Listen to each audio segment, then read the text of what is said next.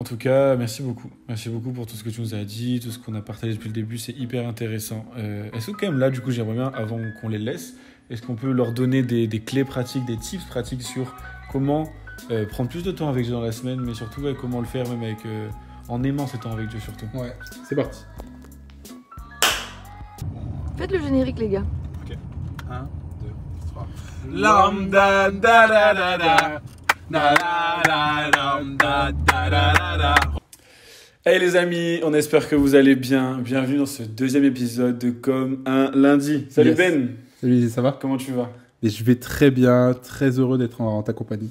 Toujours une joie d'être avec toi là pour se partager ce Comme un lundi, pour Yes. accueillir tous ceux qui nous écoutent, tous ceux qui nous regardent. La dernière fois, dans le premier podcast, on a parlé de pourquoi on attendait autant le week-end Yes. pour avoir de la joie, pour se sentir accompli, et de comment on fait concrètement là pour commencer un lundi de la meilleure des manières, et Yes. comment surtout le mieux l'apprivoiser, mieux le vivre. Aujourd'hui, de quoi on parle? Aujourd'hui, on va parler plus de la discipline spirituelle, de comment on introduit cette discipline dans nos vies. Parce qu'une des grandes questions que tout le monde me pose, ou se pose en tout cas en tant que chrétien, c'est comment on fait concrètement pour introduire Dieu dans mon quotidien.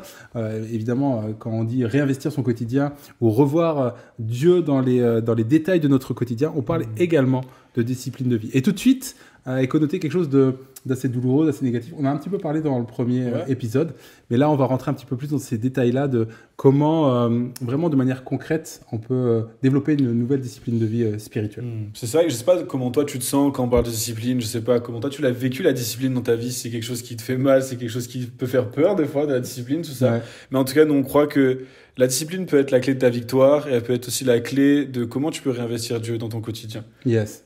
Et il y a souvent une connotation de difficulté à introduire Dieu dans notre quotidien, en tout cas à introduire la prière, quand on parle d'introduire Dieu dans notre quotidien, et on parle évidemment de la prière, on parle évidemment de ces moments d'intimité où on peut également ouvrir la parole de Dieu, la méditer, prendre des temps de louange, et ça évidemment ça demande du temps dans notre agenda. Ouais. On a parlé la semaine dernière de comment ouvrir notre agenda et y faire de la place, mais il y a toute cette notion également mais pourquoi c'est difficile? Il y a cette question souvent qu'on pose, mais pourquoi c'est si difficile de prier? Et les gens vont dire ouais, c'est parce que c'est l'ennemi qui se déchaîne pour pas que je prie ou pour pas que j'ouvre ma Bible. Des fois, en vrai, ça ressemble un peu à ça. C'est genre, ah, mais pourquoi c'est si dur? Pourquoi j'ai autant la flemme, tu vois, Pourquoi c'est j'ai vraiment la ça, flemme?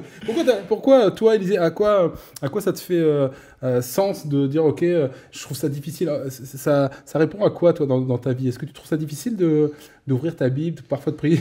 On rentre un peu dans ton intimité, là. Ouais, carrément, carrément.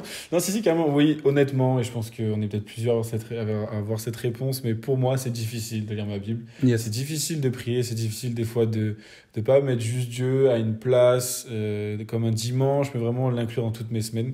Yes. Mais comment je le vois moi et qu'est-ce qui m'aide dans le quotidien pour pallier à ça, Ouais. c'est que je fais pas mal de sport, j'ai toujours fait du sport depuis que je suis petit, je me suis jamais arrêté jusqu'à aujourd'hui. Et la première question que je me suis posée, c'est ok, j'en ai pas envie, mais j'en ai besoin. Ah. Des fois, tu vois, en tout cas, moi aujourd'hui, le sport que je fais le plus, c'est genre je fais de la musculation, je vais à la salle. Ça se voit un peu. Merci. Et contrairement à moi, je crois, on peut le dire. Là, on a parfaitement l'exemple. Je sais pas, j'espère que ce ne sera pas cette séquence qui sera passée à l'image. Ouais. Mais effectivement, il y a une petite différence entre toi et moi. Mais moi, ce qui m'aide, en tout cas, dans ça, c'est, tu vois, un jour, vraiment, c'est Saint-Esprit qui vient me parler à la salle de sport en plus. Ok. Donc, comme quoi, dans mon quotidien, dans un moment, peut-être je m'y attendais pas. Et donc, premier conseil pratique, si tu n'entends plus la voix de Dieu, va à la salle de sport. c'est ça. C'est ça. Pas Basic Fit, l'endroit où Dieu se trouve. Mais non, parce que tu vois, genre, j'ai vraiment ce truc-là où je me suis dit, ok, Élisée, tu fais du sport tous les jours. Tu vois, genre vraiment, j'avais un rythme où je me levais très tôt le matin pour aller au travail. Je faisais des grosses journées de 10 heures. J'allais au sport, il était genre 21h et je m'entraînais genre jusqu'à la fermeture, donc en général 22h30. Après, je rentrais, j'avais de la discipline pour faire mes tupperwares, pour bien manger, tout ça. Et à un moment, le Saint-Esprit, il est venu me voir, il m'a dit, ok, Élisée, donc tu fais beaucoup d'efforts, tu libères du temps dans ton agenda pour faire tes séances de sport, mais par contre, et même quand tu es fatigué, tu le fais. Alors pourquoi même quand tu es fatigué et même l'envie n'est pas là de lire ta Bible, pourquoi tu le fais pas? Et j'avoue que c'est venu un peu me chercher, donc peut-être que ça parlera un peu plus aux sportifs, peut-être que ça parlera un peu plus à ceux qui ont l'habitude d'aller au sport, de suivre des entraînements, d'avoir une discipline. Mais je pense que c'est là la clé. Il y a une définition que j'aime beaucoup de la discipline et de comment on pourrait faire pour le mettre dans nos vies. Mais en tout cas, ce que je me dis, c'est que la discipline, pour moi, c'est choisir ce qu'on veut le plus et le placer au-dessus de ce qu'on veut maintenant. Oh, attends, tu redis ça là, vite fait. Pour moi, J'étais pas prêt. choisir ce que tu veux le plus et le placer au-dessus de ce que tu veux maintenant. Tu vois, genre, quand je parle de ça, c'est genre, ok, ce que je veux le plus, c'est connaître Jésus. Ce que je veux le plus, c'est sentir sa présence. Ce que je veux le plus, c'est arrêter de vivre dans le passé. Ce que je veux le plus, c'est me libérer de ce qui me tient, de ces chaînes, de cette vie morose. Mais ce que je veux maintenant, c'est regarder Netflix. Ce que je veux maintenant, c'est aller me coucher plus tôt. Ce que je veux maintenant, c'est un peu flâner, je dirais, je sais pas si c'est le bon mot, mais ça, tu vois. Mais du coup, choisir ce que je veux le plus au-dessus de ce que je veux maintenant, pour moi, c'est vraiment une clé très pratico-pratique pour vraiment arriver à aller de l'avant et mettre des actions concrètes vers là où je veux aller, tu vois. Et c'est intéressant, cette notion d'effort volontaire, parce que et d'ailleurs, dans ce podcast, on va beaucoup comparer le sport à la discipline spirituelle, quelque part, qui est la prière, qui est le fait d'ouvrir sa Bible pour en ressortir des vérités. Et il y a cette nécessité de se dire, ok, mais c'est bon pour moi, le sport, par exemple, quand je dis que c'est une nécessité, c'est de dire, ok, on le sait, on nous conseille toujours de faire du sport, d'avoir un minimum d'activité physique. Donc on sait que c'est bon, mais on n'arrive pas à se mettre en mouvement pour autant. On nous le prêche que la discipline spirituelle est bonne pour nous, pour notre âme, on en a besoin. Parfois, on le ressent dans notre âme qu'on en a besoin, mais c'est pas pour autant que quand on se met en mouvement, quand on se met à prier, parfois, c'est pas difficile quand même comme effort. Ça, les premiers mots, parfois, peinent à sortir. De vraiment sortir sa Bible, faut que je la sorte, vraiment d'aller la chercher dans la bibliothèque pour le faire et de prendre ce temps, c'est parfois un effort. Et je trouve que c'est assez, on peut le comparer assez facilement. Et il y a une chose que tu as dit là par rapport au sport qui est quand même assez intéressante et qu'on peut comparer, c'est cette notion d'effort, mais qui est aussi récompensée sur la durée. En fait, on le sait avec le sport. En fait, au début, c'était un effort. Moi, je me rappelle, il y a quelques années, moi, j'étais un footeur en fait à la base. Et en fait, et du coup, les croisés, tu connais? Ah, merci de me rappeler. Non, c'est pas les croisés, j'ai fait le tendon d'Achille, la blessure lambda, pour le coup. Oh, je l'ai passé quand même. Non, mais la vérité, c'est que je me rappelle quand j'avais arrêté le foot et que si je voulais pas trop m'empâter et que je voulais garder la santé, je savais qu'il fallait que je continue le sport. Et en fait, je m'étais mis à la course à pied. Le truc que tous les footeux, ils détestent. En fait, quand tu fais du foot, tu veux jouer, tu veux un ballon, tu veux quelque chose. Il y a un but derrière. Ouais, c'est la balle, quoi. C'est ça. Alors que là, courir, en fait, tous les footeux, il n'y a pas beaucoup de footeux qui aiment ça. Et il a fallu que je me mette à courir. Au début, je me suis dit, ah, mais je déteste ça. Courir après quoi? Ça n'a pas de sens. Et je me suis mis à courir et je te le dis, là, c'était très difficile les premières sorties. Sauf que j'ai persévéré. J'ai senti vraiment que c'était important. Il fallait que je le fasse, il fallait que je rentre dans une saison comme ça. Eh bien, j'ai été surpris. Au bout de 2 semaines, 2-3 semaines, je ne sais pas exactement quand, mais au bout d'un moment, alors que jusqu'ici, mon corps me disait « ne fais pas ça, ça fait mal, c'est douloureux, il n'y a aucun sens », au bout d'un moment, mon corps, mon esprit a commencé à me demander d'aller courir. C'est comme si j'en avais envie tout d'un coup. Et ça s'explique, c'est comme un système de récompense que Dieu a mis en place dans le corps humain, qui fait qu'il y a certaines pratiques qui procure de la dopamine, une molécule qui est la molécule du plaisir. Et on sait que le sport procure la sécrétion de cette dopamine-là, qui fait qu'au début, quand tu cours, il y a très peu de dopamine qui est sécrétée, en tout cas ton corps n'y est pas encore habitué, mais au bout d'un moment, ton esprit, ton intelligence et ton cerveau surtout comprend que la pratique va sécréter cette molécule qu'il aime bien, qui l'apaise et qui lui procure du bonheur. Donc au bout d'un moment, ton cerveau va te proposer d'aller faire du sport parce que lui, il veut cette molécule-là.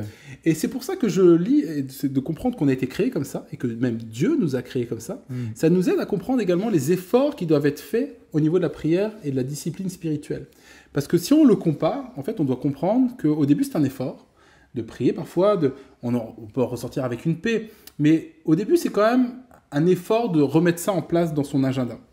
Mais comme pour nous rassurer, je pense que c'est bon qu'on se le rappelle, comme pour rassurer ceux qui écoutent aussi ce podcast ou qui nous regardent, en fait, peut-être que c'est un effort pour toi aujourd'hui, mais si tu persévères, au bout d'un moment, en fait, tu vas sécréter de la dopamine. Parce que la méditation, même les scientifiques l'expliquent, la méditation, la prière, sécrète cette molécule du bonheur et de la joie, qui fait que tu vas devenir attaché à la prière et que même au bout d'un certain temps, si tu insistes dans cette discipline de vie-là, ton corps va réclamer la prière, va réclamer littéralement la méditation de la parole de Dieu. Et on a été créé pour ça. Il y a d'autres choses qui sécrètent de la dopamine. Il y a le fait de caresser un chat. Je sais pas si tu as des animaux chez toi. Non. En tout cas, c'est dommage. En tout cas, tu peux prendre une douche froide. Une douche froide également sécrète de la dopamine. Ouais, c'est vrai. Mais il y a quelques... Ouais, ça, tu pratiques la douche froide. Non, mais en général... Ça, c'est quand tu payes pas tes factures d'électricité. Non, Ça n'a rien à voir. je prends des douches froides, moi, tous les matins. Ok, ça m'aide à mieux démarrer la journée, c'est tout. chacun sa vie, j'ai envie C'est de pas te le dire. thème du podcast, mais c'est vrai. Mais il paraît, et pour ceux qui l'expérimentent, une douche froide permet de sécréter plus de dopamine qu'une douche chaude, par exemple. Enfin, bref, il y a des actions concrètes comme ça, et notre corps a été créé ainsi pour que certaines choses nous permettent de sécréter cette molécule magique. Mais je pense, et c'est là que je trouve que Dieu est bon, c'est que Dieu nous a créés avec ce système de récompense pour qu'on soit attaché, pour qu'on aime cette discipline spirituelle qui est bonne pour nous, pour notre âme, mais qu'on puisse s'attacher à cette discipline et surtout s'attacher à lui. Moi, j'avais prêché un message qui s'appelle « Dieu nous aide à l'aimer ». Et tu t'aperçois que si tu regardes bien comment l'homme a été créé, eh bien, Dieu a créé l'homme pour qu'il soit attaché à lui, pour que finalement, c'est un effort volontaire, donc il ne nous force jamais, mais si on fait cet effort, en tout cas si on accepte cette discipline ou cette relation, en fait, il nous aide à l'aimer. Ça, je trouve ça juste magnifique, juste dans comment Dieu nous a créés également. Mais tu vois, Ben, moi, je voudrais juste encourager quelqu'un qui, aujourd'hui, se dit « Ok, Ben, ok, Élisée, c'est cool. On me dit de persévérer. On me dit de placer ce que je veux le plus, au-dessus de ce que je veux maintenant, tout ça. Mais moi, aujourd'hui, ça fait des semaines, des mois que je persévère et je vois rien. Et juste, je voudrais t'encourager à persévérer, même dans l'invisible. La plupart des victoires se remportent dans l'invisible. La plupart de nos victoires se remportent quand personne ne nous regarde. Tout à fait. Mais même nos plus grandes défaites. Et vraiment, ça, tu vois, c'est Timothée qui en parle. Enfin, c'est Paul surtout quand il écrit à Timothée, autant pour moi. Et il dit, si nous persévérons, nous régnerons aussi avec lui. Et juste encourager à persévérer encore aujourd'hui. Peut-être, tu es juste à une prière de plus, à un effort de plus, à un temps avec Dieu en plus pour aller chercher ta victoire et pour aller chercher ce que lui a promis pour toi. Donc voilà. Et en fait, dans cette notion-là, je trouve que ce qui est quand même intéressant de rappeler, c'est que il n'y a pas de raccourci. Non. C'est-à-dire qu'en fait, on aimerait tous, l'être humain voudrait réussir à avoir le résultat sans les efforts. D'accord ? C'est toujours la quête de l'être humain. C'est de pouvoir avoir le résultat sans les efforts. De pouvoir aller à l'autre bout de la planète sans effort. Il y a toujours le résultat. Avoir ces gros bras-là, on n'arrête pas de te chambrer avec ça, mais quand même, ça demande des efforts, on est d'accord. En fait, on veut le résultat sans les efforts. Sauf qu'il n'y a pas de recette, comme ça. On aura beau tourner autour du pot pour connaître Dieu, pour développer cette relation avec lui, pour être en paix avec notre âme. On a vraiment besoin de cette discipline qui demande, oui, un effort. Et moi, je me rappellerai toujours, en fait, on voudrait toujours faire des raccourcis. Je me rappellerai toujours, si on fait toujours le parallèle avec le sport, quand j'étais plus jeune, j'avais voulu tricher lors d'un cross. Je me confesse. À l'époque, voilà, j'aimais pas, comme je te l'ai dit tout à l'heure, j'aimais pas courir. Et là, comme ça se passe souvent à l'école, en fait, tu proposes un cross, donc une course. Avec mon pote, on s'est dit, ok, nous, on s'en fout, on veut pas aller en demi-finale ou en finale du cross, on veut juste que ça s'arrête là. Mais on voudrait aller le plus rapidement possible. Et si on peut en plus avoir un bon résultat, on sait jamais. Et là, en fait, il y avait sur un parcours, qui est quand même assez long, plusieurs kilomètres comme ça, et il y avait une boucle dans les bois. Et nous, on avait remarqué que si on était vraiment loin derrière, en fait, le temps qu'ils fassent leur boucle, en fait, ils allaient nous rattraper. Et quelque part, ils allaient juste arriver derrière nous ou juste devant nous, mais on allait rattraper les premiers juste en étant dernier et en prenant bien notre temps. Et donc, c'est ce qu'on a fait. Et on a vraiment attendu, on s'est même planqué dans les bois et on a attendu que le premier arrive. Et là, on s'est mis à le courir derrière lui. On était deuxième, troisième, on était fiers de notre coup. On avait couru la moitié de temps que les autres et on arrive, on court, on arrive deuxième et troisième, on prend la médaille et tout. C'était juste magnifique. Ah, donc ça a marché. Mais oui, ça a marché. Sauf qu'eux, ils nous ont dit, félicitations, monsieur Giraud, vous êtes qualifié pour les demi-finales. Ah non, l'erreur. C'était exactement ce que je voulais pas. Et en fait, je raconte souvent cette histoire parce que je me dis, mais tu vois, en fait, on veut souvent faire des raccourcis pour obtenir l'objectif que l'on veut. Et en fait, il n'y a pas de raccourci. Et dans la vie spirituelle, c'est la même chose. Il n'y a pas de raccourci. On cherche des raccourcis, se dire, ben ouais, on veut réussir à avoir de la maturité chrétienne sans passer du temps avec Dieu. On croit que ça va juste se passer avec les dimanches. On voudrait juste qu'en un message, ça remplace notre vie de disciple personnel. On voudrait qu'on ait une relation avec Dieu. On voudrait connaître des choses sur Dieu avec des vidéos Instagram de 30 secondes. Tu vois ce que je veux dire ? Mais et ça, c'est un piège. C'est un piège. Je répète, vos prédications TikTok ne remplaceront jamais vos pasteurs. Amen. C'est un pasteur qui le dit. Je suis assez content de ce que tu viens de dire. Non, mais la vérité, au-delà du pasteur, et même les messages de votre pasteur ne remplacent pas votre nourriture personnelle. Donc, Amen. je suis... Ouais, ouais. Tu vois ce que je veux dire? On veut toujours se nourrir par procuration. On voudrait aller bien spirituellement sans avoir ces efforts et ces temps relationnels personnels. En fait, il n'y a rien de nouveau sous le soleil. C'est Ça ça. demande du temps. Mais la bonne nouvelle, c'est ce qu'on disait précédemment. Si on insiste, si on s'y adonne, Dieu a créé un système qui fait qu'au bout d'un moment, on prend du C'est plaisir vrai. à rentrer dans la présence de Dieu. Et ça ne vient plus un effort qui est aussi dur qu'au Ouais, début. ça. C'est la remise en mouvement qui est souvent Exactement. difficile. Ouais, ça- et du plaisir, mais plus que ça, un manque, c'est que je le vois, moi, quand je passe trop de temps, même si c'est qu'un jour ou deux sans passer du temps avec Dieu, je ressens comme un manque. Yes. Je ressens un vide en moi, je ressens comme si mon cœur était moins comblé, je ressens comme si ma... Ça, c'est cette molécule. C'est Ouais, bon, ça, comme aussi. si ma perception même de l'avenir était encore plus floue que d'habitude. T'es tu addict vois. de Dieu. C'est ça. Ben, je pense que c'est une belle addiction. C'est une belle addiction. Je vais On est être très addict bon. de Jésus toute ma vie, en tout cas. Ouais, donc, il y avait un pasteur qui avait prêché ça. Je sais pas jusqu'où on peut parler d'addiction avec Dieu, mais ouais, dans cette notion de qu'on est attaché à lui c'est ça. et qu'il nous manque quand il n'est pas là. On le sait que l'homme naît avec ce vide qu'il a à l'intérieur de son cœur parce que finalement le péché nous a éloignés de lui et que c'est seulement la présence de Dieu qui peut nous apaiser et apaiser notre âme. Donc oui, quelque part, cette présence, rien ne peut la remplacer en tout cas. Et pour ça, il faut s'y adonner et y trouver de la place dans son agenda et dans son quotidien, dans le lambda de son quotidien. En tout cas, merci beaucoup. Merci beaucoup pour tout ce que tu nous as dit, tout ce qu'on a partagé depuis le début. C'est hyper intéressant. Est-ce que quand même là, du coup, j'aimerais bien, avant qu'on les laisse, est-ce qu'on peut leur donner des clés pratiques, des tips pratiques sur comment prendre plus de temps avec Dieu dans la semaine, mais surtout comment le faire même avec, en aimant ce temps avec Dieu surtout. Ouais. Je pense que ce qui peut aider vraiment à aimer ce temps-là et que ce ne soit pas juste une chose à faire dans la semaine, c'est de marquer un rendez-vous avec Dieu, un rendez-vous avec Jésus, et un rendez-vous avec quelqu'un plus que quelque chose que tu dois faire dans ta journée. Je suppose que ton agenda, que votre agenda, il est aussi rempli de choses à faire, Ouais.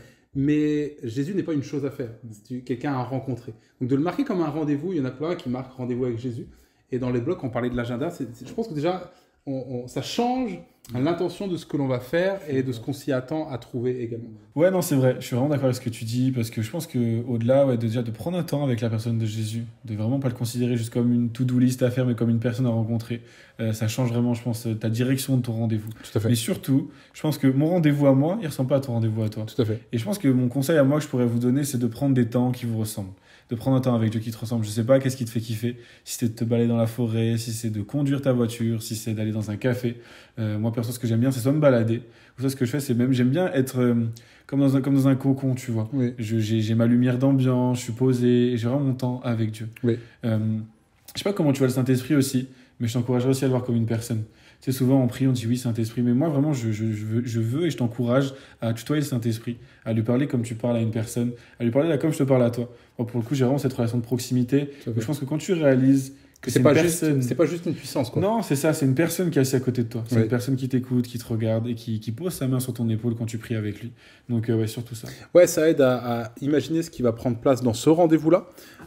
Moi, je pense qu'effectivement, chacun doit s'approprier ce moment-là et kiffer ce moment-là. Ouais. Imaginez un moment qui va le faire kiffer. Ouais. Et souvent, on essaie de copier des choses qu'on a entendues à droite, à gauche. Des gens disent « Ah ben moi, je fais comme ça, ouais. » Alors, ça peut être bien. Ça peut nous donner des idées de comment on doit faire. Mais surtout, imagine un moment que tu vas kiffer. Ouais.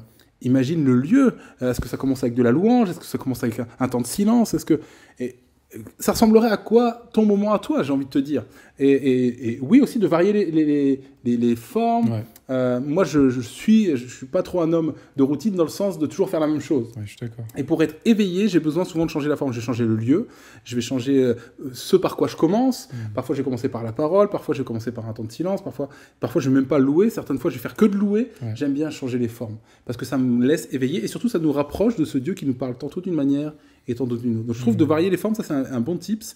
Et la dernière chose que je dirais quand même, c'est de dire, de questionner nos attentes. Parce que parfois, dans un moment de prière ou de louange, on veut tout vivre ce qu'on n'a pas vécu pendant un mois. C'est genre, je veux rattraper le temps. Moi, j'ai envie de te dire, déjà, pose une question à Dieu et attends-toi à ce qu'il te réponde. Soit pendant le moment, soit dans la journée, mais en tout cas, juste cible quelque chose. Dieu est au courant de tous les problèmes de ta vie. Il y a pas de souci. C'est pas parce que tu auras oublié quelque chose dans la prière que Dieu va l'oublier, oublier de t'exaucer même quelque part. Donc il y a cette notion de dire, ok, questionne tes attentes, lis la Bible, et quand tu lis la Bible, sache une dernière chose, c'est que Dieu, par la parole de Dieu, il parle de lui, il parle de Jésus. La parole de Dieu parle de Dieu, parle de Jésus. Elle ne parle pas de nous. Ouais. Et souvent, on ouvre la parole de Dieu Et on s'attend à ce que Dieu nous parle à nous. Il nous parle de notre situation. Et puis des fois, on est troublé, on se dit, je sais pas là, je comprends pas ce texte. Je vois pas en quoi ça a un rapport avec ma vie. C'est normal, ça n'a rien à voir avec ta vie, en fait. Par le Saint-Esprit, parfois, ça le rend vivant. Mais en fait, avant tout, la parole de Dieu, elle parle de Dieu. Avant tout, la parole de Dieu, elle parle de Jésus. Elle témoigne, elle pointe vers Jésus. Et la réalité, c'est de se rappeler qu'avant tout, la parole de Dieu, elle parle de Dieu. Et on découvre ce Dieu-là. Et à travers ce Dieu-là, oui, Dieu va, par sa relation, nous parler à nous. Mais la parole de Dieu, elle parle d'abord de Dieu. Et c'est bon parce que je pense que ça questionne nos attentes de ce qu'on va y trouver dans ce rendez-vous-là. Donc voilà, c'est des petits tips pratiques. Et puis dans les podcasts qu'on va avoir dans les prochaines semaines, il y en aura d'autres certainement qui vont émerger. Mais en tout cas, réappropriez-vous votre quotidien. Et sachez qu'en vous mettant en mouvement, vous allez commencer à aimer ça de plus en plus et à être attaché à Dieu de plus en plus. Voilà, Élisée, pour les tips d'aujourd'hui. Merci Ben, merci. En tout cas, c'était vraiment un plaisir de partager ce moment avec toi et avec vous. Vraiment, merci en tout cas d'avoir pris ce temps. On espère que ça a pu vous bénir. On espère que ça a pu vous challenger dans votre semaine sur des clés très pratiques de comment je vais faire là cette semaine, dès aujourd'hui, dès demain, pour prendre des temps avec Dieu. En tout cas, merci de nous avoir écoutés.